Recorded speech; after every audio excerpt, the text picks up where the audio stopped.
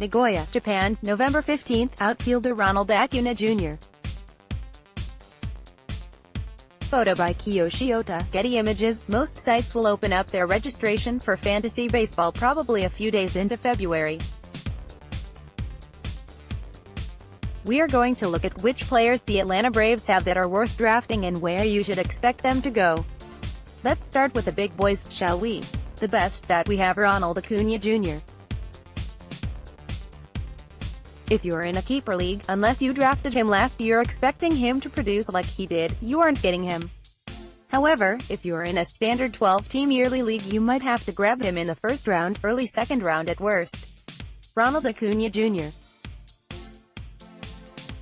is, if healthy, assuredly going to produce big numbers again and should be well worth his draft position. Almost any ranking I have seen so far has him listed in the 10th to 15th overall and the 5th or 6th rated outfielder. The last comment I'm going to make goes without saying pretty much, but I'm going to anyway. If you're in a keeper league that is starting this season, draft Accuna if at all possible. Freddie Freeman. The other big-time player the Braves have for fantasy purposes is none other than Freddie Freeman. Freddie is mostly projected to go in the middle to late round 2 of everything I have seen thus far. Freeman will obviously produce and give you statistical advantages in most every category that is scored for fantasy purposes. Every site has Freeman as one of the top 2 first basemen in the league, flip-flopping him with newly acquired Cardinals first baseman Paul Goldschmidt. Whether you think Freddie belongs as the first one off the board is up to you, as either is an awesome player to have on your team. Ozzie Albies is kind of a crapshoot. If you get first half Ozzie, he will be a fantasy stud, but if he has any long stretches like his second half, then some days you will be pulling out your hair. Just like the real-life Atlanta Braves, fantasy owners will need a more consistent Albies to produce. Albies probably won't wow anyone with his stats, but he can give owners above-average production with runs, steals, and should be able to hit some home runs and get RBIs, and all that from a second baseman is wonderful. As far as draft status and Ozzie go, one should expect him to go in the 5th or 6th round range. Being honest, I'm not quite sure I would be ready to draft him that high for my team. I do agree with most publications that he is the 5th or 6th rated second baseman for fantasy purposes. Page 2 Detroit, me, July 5. Josh Donaldson. Photo by Gregory Seamus, Getty Images. Not far at all removed from being a consensus first-rounder in fantasy baseball drafts, Josh Donaldson has come back to the middle rounds. Of course, everything about Donaldson centers around his health and if he can play in 140 games or so. If he is indeed healthy, I think Josh can be a semi-steal of a fantasy draft this year. Of course, a lot depends on the makeup of the Atlanta Braves lineup, but Donaldson will have all the tools around him to put up big numbers again. Mostly, Josh has been ranked around the. I have seen him as high as the.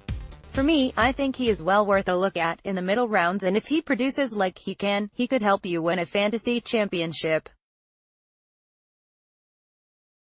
Mike Foltynewicz, the first pitcher on our list. Mike Foltynewicz dramatically bumped up his draft status for the 2019 season with an excellent 2018 season.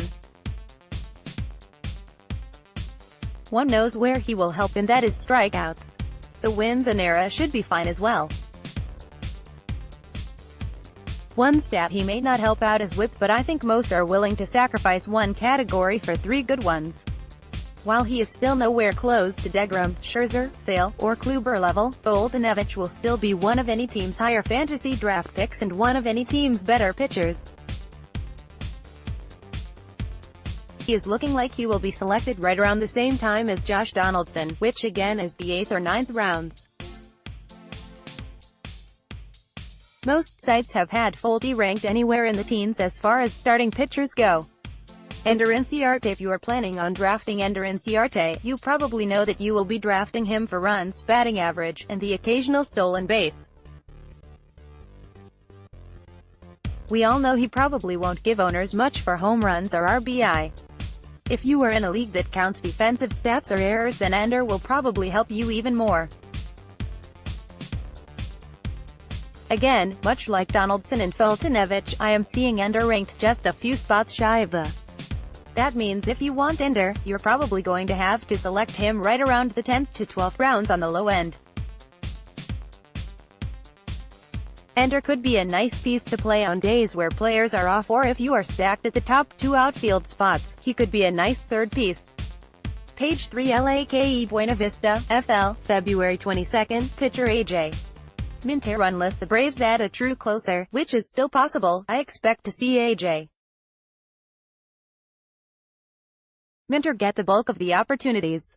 If that's the case, he should be worth drafting.